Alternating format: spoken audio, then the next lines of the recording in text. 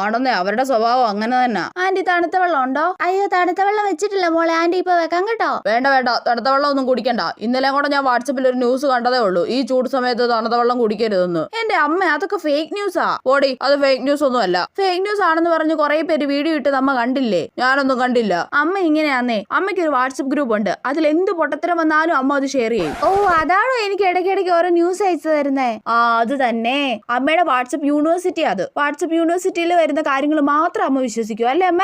ആണോ ചേച്ചി? ഇന്ന് വാട്സപ്പ് യൂണിവേഴ്സിറ്റിയിൽ ക്ലാസ് ഒന്നും ഇല്ലേ അമ്മ? അയ്യോ നമുക്ക് ആന്റിയുടെ വീട്ടിൽ 2 ദിവസം നിൽക്കായിരുന്നു, അല്ലേ അമ്മ? ഒന്നും മിണ്ടുന്നില്ലല്ലോ, എന്തു പറ്റി? ഇനി പിണക്കമാണോ? ഇന്ന് മഴ പെയ്യും തോന്നല്ലേ അമ്മ? ഏതേ പിന്നെയും മിണ്ടുന്നില്ല, ഇത് പിണങ്ങിയത് തന്നെ. അമ്മ ജ്യൂസ് അടിച്ചു തരുമോ? ഞാനേ വാട്സപ്പ് യൂണിവേഴ്സിറ്റിയിലെ ക്ലാസ് കേട്ടോണ്ടിരിക്കുക കേട്ടോ, വേണമെങ്കിൽ സ്വന്തമായിട്ട് പോയി ജ്യൂസ് അടിച്ചു കുടിക്കും. അല്ല പിന്നെ അധികം കളിയാക്കണ്ടായിരുന്നു. ഇനി ഒരാഴ്ചത്തേക്ക് ഇതും പറഞ്ഞ് പിണങ്ങി നടക്കും.